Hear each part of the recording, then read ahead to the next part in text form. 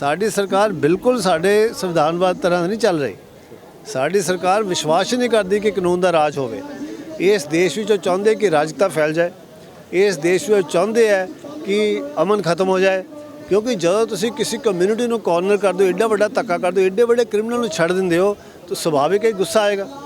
Exactly जिस तरह सिखां नूं कांग्रेस गवर्नमेंट ने प्रवोक किया सी ताकि तुसी हथियार चुको, वायलेंट हो, उसी तरह इस वेले की केंद्रीय सरकार तो स्टेट सरकार मुसलमानों को प्रवोक कर रही है कि वो हथियार चुकन। तो फिर उन्होंने कह के कि हथियारबंद है, ये खाड़कूवाद है, ये आतंकवादी है, तो उन्होंने फिर फौज बुला के मार दी है।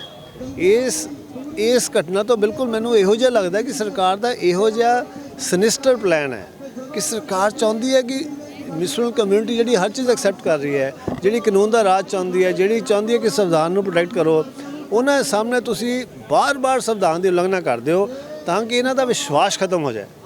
हाले तक 70 साल तक साढ़े सारी माइनॉरिटीज़ का देश के जुडिशरी विश्वास से, सुप्रीम कोर्ट विश्वास से। हुण पहली बारी सुप्रीम कोर्ट फेल हो रहा, पहली बारी हाई कोर्ट फेल हो रहा, पहली बारी जजिज प्रोटैक्शन दे रहे, पहली बारी पुलिस ब्लेटेंटली एक पासे खड़ी है, उन्होंने कतल करवाती है, उन्होंने रिश्तेदारों के खिलाफ केस करती है। सारा जिहड़ा उस तो बाद कतलेआम होया, चाहे दिल्ली का 2020 जिन्होंने कॉलेजों में तुसीं कुड़ियां नूं कुटिया, उन्हां दे खिलाफ ही तुसीं केस कर रहे। सारे शहीन बाग की एजिटेशन जिहड़े लोग की विक्टिम सी उन्होंने तुसीं जालम भी उन्होंने तुसीं मुजरम भी बना रहे हो।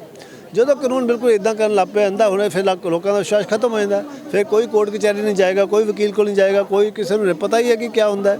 उस वेले फिर की हाल रह जाता है, उस वेले लोगों को की अल्टरनेटिव है।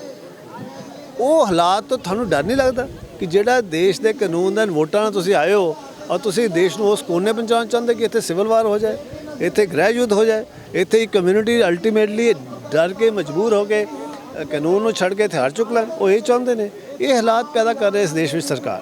तो इस करके बहुत जरूरी है कि बाकी लोग जोड़े दूसरे कम्यूनिटीज़ दे इकट्ठे होकर दसन कि असीं भी उन्होंने नाल है। इहो जिहे तुसीं वहम छड़ दिओ कि किसी हालातों में देश इकट्ठा हो जाएगा सरकार के खिलाफ। ਜਿਹੜੇ ਕਤਲ ਦੇ ਦੋਸ਼ੀ ਵੀ ਆ, ਸਮੂਹਿਕ ਰੇਪ ਦੇ ਦੋਸ਼ੀ ਆ, ਔਰ ਜਿਨ੍ਹਾਂ ਨੇ ਇੱਕ ਵਰਗ ਨੂੰ ਟਾਰਗੇਟ ਕਰਕੇ ਜਿਹੜਾ ਰੇਪ ਕੀਤੇ ਆ, ਉਹਨਾਂ ਨੂੰ ਰਿਹਾ ਕਰਨ ਦੇ ਪਿੱਛੇ ਮਕਸਦ ਕੀ ਨੇ ਜਾਂ ਇਹਦੇ ਪਿੱਛੇ ਕਾਨੂੰਨੀ ਆਧਾਰ ਕੀ ਹੈ?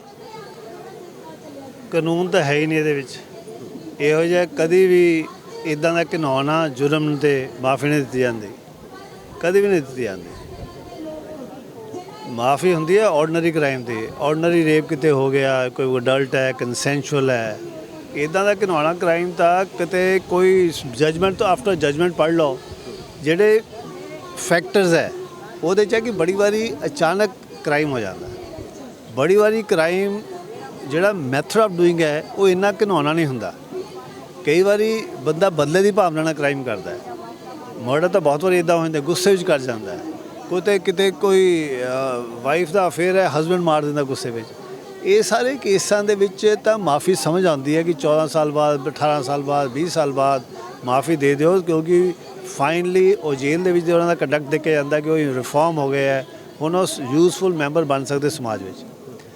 मगर जिथे कुछ इहो जे भी कतल होंदे है, कुछ इहो जे भी जुल्म होंदे है जिथे तुहानूं पता है कि जिहड़े बंदे ने कीता है वो मनुक्खां दी कैटेगरी विच नहीं आउंदे, हवानियत की जी हद पार कर जाते हैं, उन्होंने तो माफ़ी का सवाल ही नहीं है। उत्थे ऑर्डनरी उत्थे सजाए मौत मिलती है। 182 200 जजमेंट है सुप्रीम कोर्ट दी हैं जिथे रेप एंड मर्डर दे विच जिसे रेप भी किया फिर मर्डर करता है बच्चों का, कुड़ियां का, 15 साल का, 10 साल का, 20 साल की।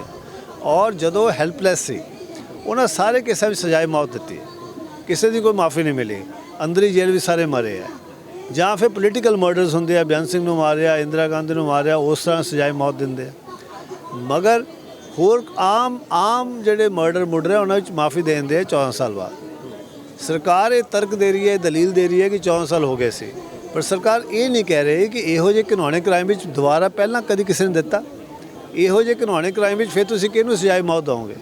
क्योंकि ये इहो जे क्राइम दे विच तां आम तौर पर देखा भी नहीं जाता। जो तुसीं कहने रेयरेस्ट ऑफ रेयर कि ਜਿਹੜਾ कभी होवे ना, बहुत रेयर होवे, ये क्राइम वो कैटेगरी च आंदा। पहला तो अदालत ने गलती की कि सजाए मौत दे दी, दूजी सरकार ने गलती दी कि माफ़ी देती। माफ़ी का तो मतलब ही नहीं उठता। कोई भी जी सारा साड़ा कानून है देश का वो कहता है ਕਿ ਇਹੋ ਜਿਹੇ ਘਿਨੌਣੇ ਕ੍ਰਿਮੀਨਲ ਨੂੰ ਜਿਹਨਾਂ ਨੇ ਕਿ ਦੇਖੋ ਮੈਨਰ ਆਫ ਜੇ ਬਰੂਟੈਲਿਟੀ ਹੋਵੇ 3.5 ਸਾਲ ਦੀ ਬੱਚੀ ਦਾ ਸਿਰ ਪੱਥਰ ਤੇ ਮਾਰ ਕੇ ਮਾਰ ਦੇਣਾ, ਇਹੋ ਜਿਹਾ ਘਿਨੌਣਾ ਜ਼ੁਲਮ ਕੌਣ ਕਰ ਸਕਦਾ? ਇਹ ਆਮ ਬੰਦਾ ਕਰ ਹੀ ਨਹੀਂ ਸਕਦਾ, ਆਮ ਕਾਤਿਲ ਵੀ ਨਹੀਂ ਕਰ ਸਕਦਾ। ਇਹ ਬਿਲਕੁਲ ਉਹ ਹਵਾਨ ਕਰ ਸਕਦੇ ਆ, ਔਰ ਤੁਸੀਂ ਉਹਨਾਂ ਨੂੰ ਮਠਾਈਆਂ ਖਿਲਾ ਰਹੇ ਹੋ, ਮਾਫੀ ਦੇ ਰਹੇ ਹੋ। ਸੋ ਜਿਹੜੇ ਬੰਦੇ ਇਹਨਾਂ ਨੂੰ ਮਾਫੀ ਦੇ ਰਹੇ ਆ ਉਹਨਾਂ ਦਾ ਜ਼ੁਲਮ ਇਸ ਤੋਂ ਵੀ ਜ਼ਿਆਦਾ ਹੈ। ਉਹਨਾਂ ਨੂੰ ਇਹ ਜ਼ੁਲਮ ਲੱਗ ਨਹੀਂ ਰਿਹਾ, ਉਹਨਾਂ ਨੂੰ ਲੱਗਦਾ ਕਿ ਉਹ ਬ੍ਰਾਹਮਣ ਹੈ। ਇੱਦਾਂ ਦੇ ਕਾਸਟ ਬੇਸਡ ਜੱਜ ਡਿਫੈਂਸ ਦਿੱਤੀ ਜਾ ਰਹੀ ਹੈ। ਮੈਂ ਤਾਂ ਕਦੇ ਦੇਖਿਆ ਨਹੀਂ ਸੀ ਕੋਈ ਬੰਦਾ ਕਾਤਿਲ ਨੂੰ ਡਿਫੈਂਡ ਕਰਨ ਲਈ ਉਹਦੀ ਜਾਤ ਬਾਰੇ ਦੱਸੇਗਾ, ਕਾਤਿਲ ਨੂੰ ਡਿਫੈਂਡ ਕਰਨ ਲਈ ਉਹਦੇ ਸੰਸਕਾਰ ਬਾਰੇ ਦੱਸੇਗਾ। ਇਹ ਤਾਂ ਅਸੀਂ ਪੁਰਾਣੇ ਗ੍ਰੰਥਾਂ ਨੂੰ, ਜਿੱਥੇ ਹਰ ਧਾਰਮਿਕ ਗ੍ਰੰਥ ਵਿੱਚ ਸਾਰੀ ਭਗਤੀ ਮੂਵਮੈਂਟ ਇੱਦਾਂ ਦੇ ਗ੍ਰੰਥਾਂ ਦੇ ਉੱਤੇ ਲਾਹਨਤ ਕਰਦੀ ਹੈ ਕਿ ਇਹ ਕੋਈ ਧਰਮ ਥੋੜੀ ਹੋ ਸਕਦਾ। ਜਿੱਥੇ ਤੁਸੀਂ ਇਹੋ ਜਿਹਾ ਵਿਤਕਰਾ ਐਕਸੈਪਟ ਕਰਦੇ ਹੋ, ਜਿੱਥੇ ਕਹਿੰਦੇ ਹੋ ਕਿ ਨਾਰੀ ਨੂੰ, ਦਲਿਤ ਨੂੰ ਤੁਸੀਂ ਸਜ਼ਾ ਦੇ ਸਕਦੇ ਹੋ ਕਿ ਜੇ ਬ੍ਰਾਹਮਣ ਕੰਮ ਕਰੇ ਉਹੀ ਤਾਂ ਉਹਨੂੰ ਸਜ਼ਾ ਨਹੀਂ ਦੇਣੀ। ਇਹੋ ਜਿਹੇ ਕਈ ਐ ਸਮ੍ਰਿਤੀਆਂ ਜਿੱਥੇ ਇਦਾਂ ਦੀਆਂ ਗੱਲਾਂ ਹੁੰਦੀਆਂ। ਤੇ ਫਿਰ ਤੁਸੀਂ ਇੱਥੇ ਤਾਂ ਇਹਦਾ ਮਤਲਬ ਸਾਡੀ ਸਰਕਾਰ ਵੀ ਉੱਦਾਂ ਸੋਚਦੀ ਹੈ।